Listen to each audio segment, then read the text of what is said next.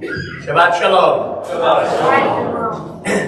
So, as many of you know, I recently came back from a rabbinic leadership trip to Morocco, experiencing all of the wonders of Morocco and the very rich Jewish tradition there. And also, as many of you know, it had a particular special place for me emotionally because Morocco is where my mother grew up. And all of her family left Morocco in the early 70s, moving to France. And I realized as I was sort of seeing all of the Jewish history of Morocco that I knew some of the story of how and why Jews had left Morocco when they did, but there were elements that I never really thought about.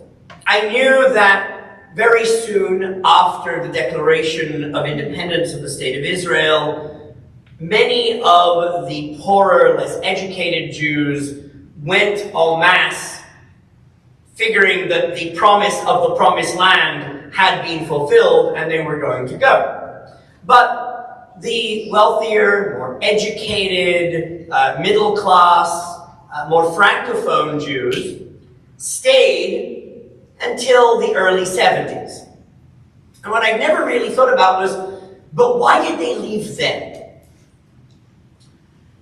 And as I was touring around, I found out that there was a specific incident. Because I'd always thought that it probably had something to do with the Six-Day War in 1967 and a sort of delayed reaction of anti-Semitism after that. And it was something to do with that.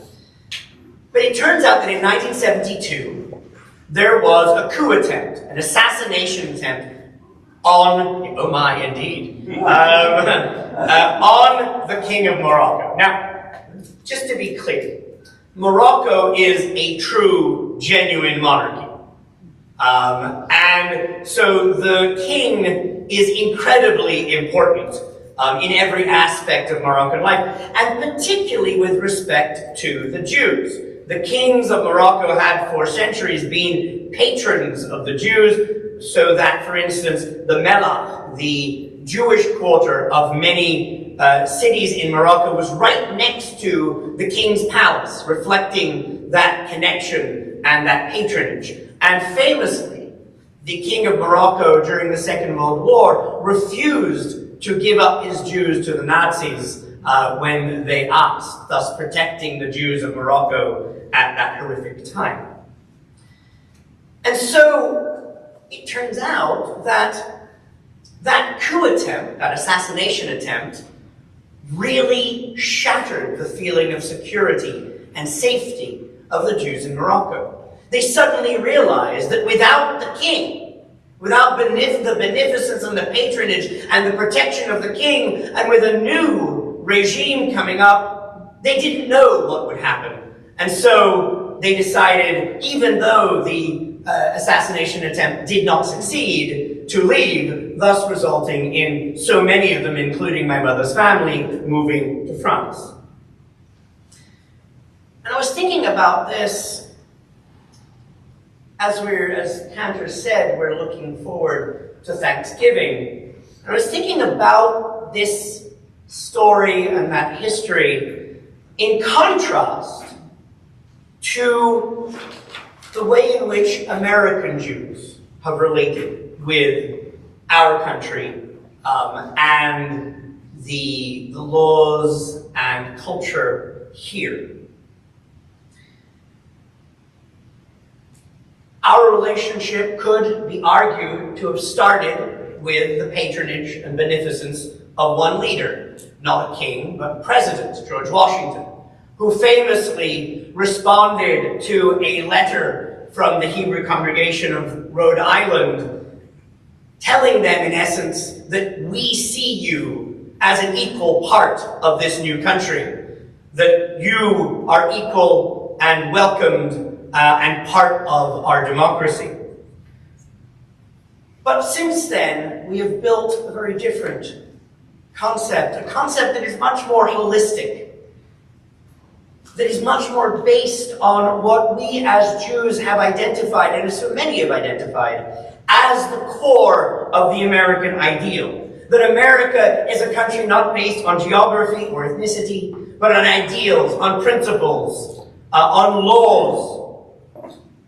And so Jews throughout American history have focused on creating a fair and equal system, a legal system that is equal and fair for all, a culture of tolerance and inclusion for all, and Jews have been at the forefront of all those causes.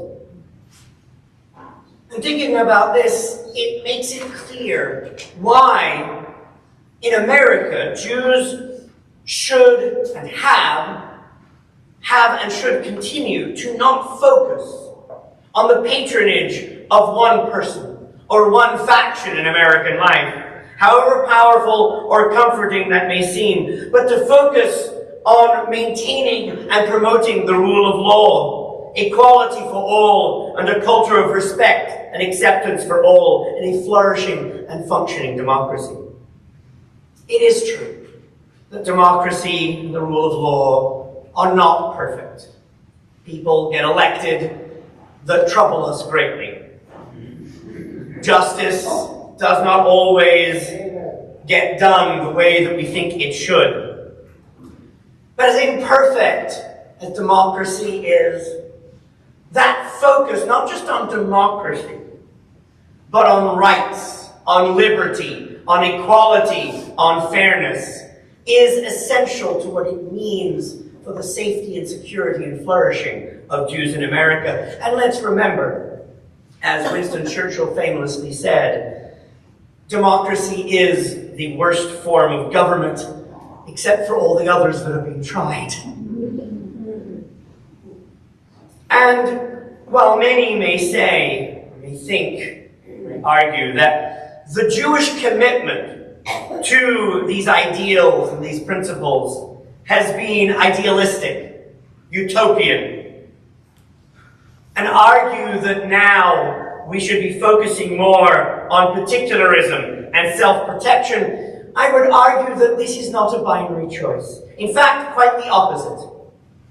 That focus on universal values, that focus on rights, on liberty, on fairness, on equality, that the Jews in America have been so committed to, is precisely because that is what has allowed Jews and so many others to flourish in this land, to feel safe and secure in this land, to know that our rights as well as everyone else's are secure because they are not at the whim of a king, they are not at the whim of one faction, they do not, we hope, fall when one party wins over another.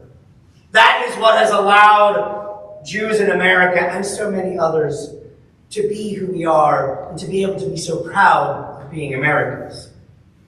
That's why the prayer for our country that we read doesn't praise a king or, as mine did in England growing up, a queen. But it looks to our leaders to impart in them those values and those principles. It says, grant our leaders wisdom and forbearance. May they govern with justice and compassion. Help us appreciate one another and respect the many ways in which we may serve you.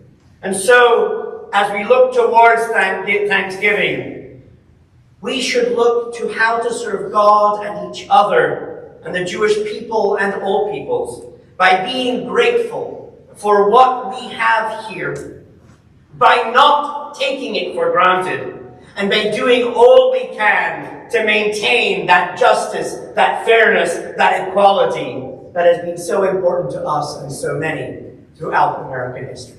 Can you